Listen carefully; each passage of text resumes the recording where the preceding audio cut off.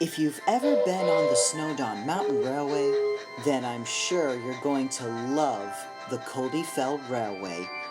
Although, unlike the Snowdon Mountain Railway, all the engines here are operational, including Alaric, the number 7, and Eric, the number 8. Speaking of number 8, Eric was just pulling the T train down the summit. Everyone in the train was having a special dessert. Things were going well until they approached a crossing. Out of nowhere, a lorry darted dangerously over the crossing. Eric slammed on his brakes, and there was a loud squelching and a very loud bother.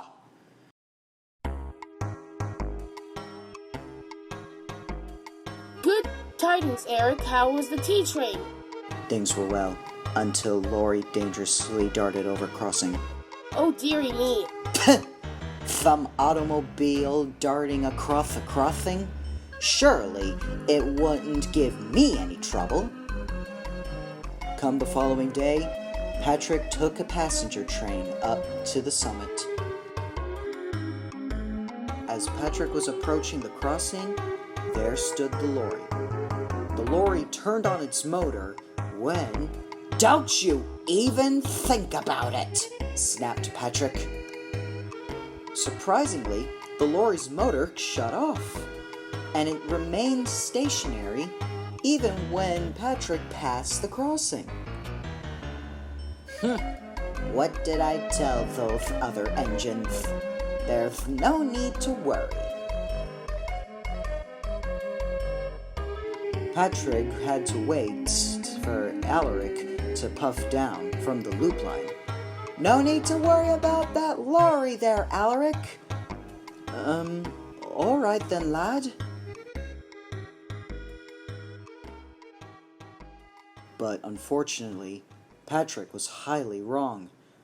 When Alaric was approaching the crossing, the lorry did the exact same maneuver yesterday, darting dangerously over the crossing.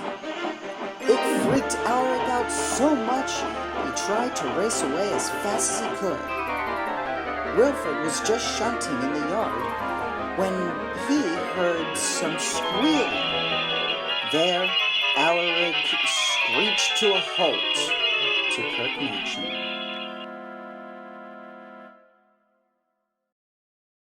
Arctic, is everything alright? Oh no!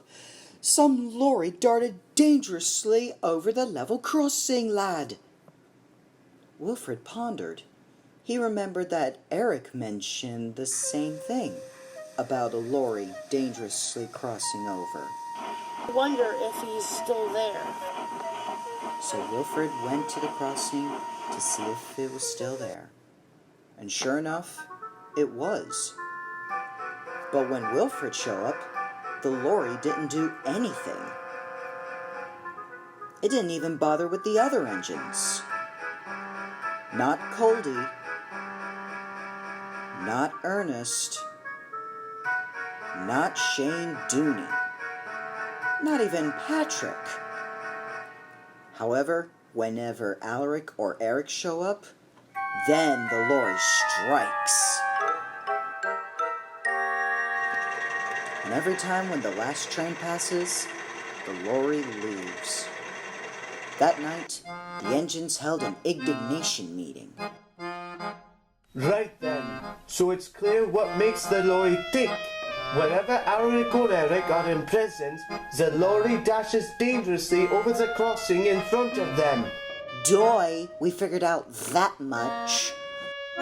But I don't get it. Why would the lorry attack Alaric and Eric? It's not the lorry itself, it's whoever's in it. I think it's because of the fact that on our relatives' railway, the Snowden Mountain Railway, both Ralph and Erie were scrapped.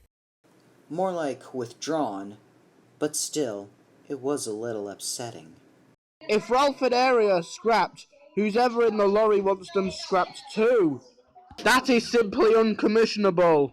Alright, Ernest, don't get your automatic brakes in a jam, so we know what their objective is. So now we need our objective. Catch those criminals! That's easier said than done.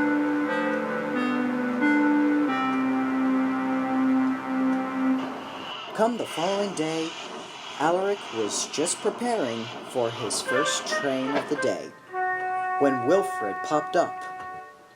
Whoa! Hold on, Arctic. Until we sort out this devious lorry's problem out, I'm afraid you and Eric had better stay in the sheds for your own safety. All right, lad. And so, the jobs were switched. Within the hours, Wilfred returned with the train, and Molly puffed up to take the passengers home. Good afternoon, Wilfred. Why so under the weather? I am worried that Arctic and Eric, they can't do their work because some reckless lorry. A chill ran up Molly's funnel. Does the lorry stand by the level crossing? Yes, it does. Then Wilfred was shocked. How do you know that? Because I know those criminals. They're known as the Wreckers of Realism. They've been known to exterminate engines who are the last of their kind.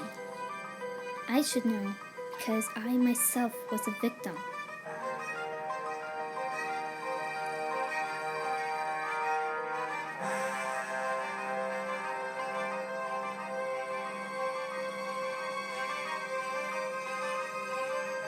I was pulling a freight train when I saw a vehicle on the crossing.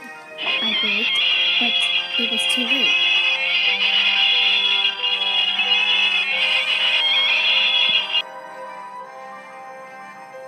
I ravaged their automobile and they threatened me with the tool, so I ran. Wilfred asked about what the tool was, but Molly only replied, The unspeakable, Wilfred. The unspeakable! I swear, those two are just as troublesome as Bill and Ben. Bill and Ben, who are they? So Molly started talking about the twins and their tricks. When the explaining was done, an idea popped into Wilfred's mind, and he set to work immediately. Whoa, whoa, Wilfred! What's the rush? Shane, rally engines, I got an idea. Okie dokie.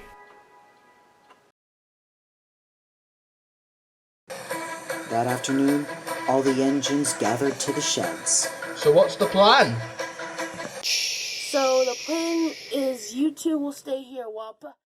1 minute, 37 seconds later. Have you gone mad? That's the suicide mission! Eric, do you really want to go with an idea like that? Eric wants justice. At any cost. It's worth a shot. And it may be the only shot we have.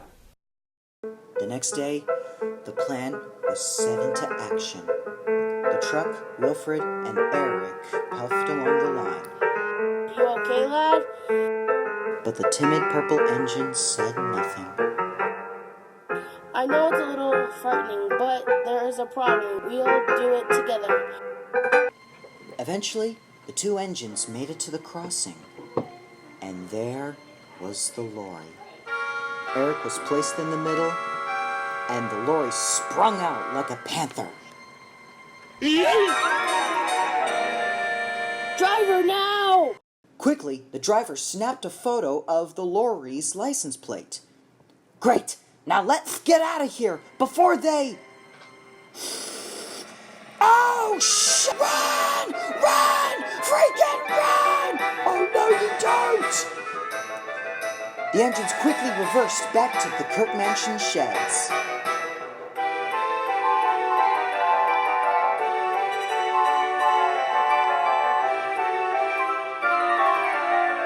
All right, Nathan, that's our cue. Engines assemble! The rest of the engines all rallied up, preparing for an ambush. Steam attack! And the engines fumed out steam and exhaust so much that it blinded the lorry and made it crash along the rails. Guten Himmel! Crikey! Mamma mia! Well, Bob's our uncle. We got him now. Oh, what the blinking Nora? You miserable machinery! You want to say that again? Uh-oh. Let's get out of here! You're not going anywhere. Oh, botheration. And just like that, the crooks were apprehended. Molly took the wreckers of realism away, and the engines were happy that they're gone, including Alec and Eric. That night, the engines were celebrating. Sweet justice for the win! That was actually a rather genius plan, Wilfred. Switching Patrick and Eric's nameplate and number is pretty clever. Well, I can take in all the credit to Molly, mentioning two mischievous engines that tricked some big green diesel by taking their names and numbers off. My plan was just slightly similar with a twist, so I guess that was clever. Clever? I beg to differ. I was used as bait. That was humiliating, despicable. We could have been scorched. Cynic Doom! At least what matters now is that our numbers 7 and 8 are safe now. And the other engines couldn't agree more. For the following weeks, no automobiles dangerously hopped over the crossings. And I'm happy to say that both our number 7 and 8 are safe.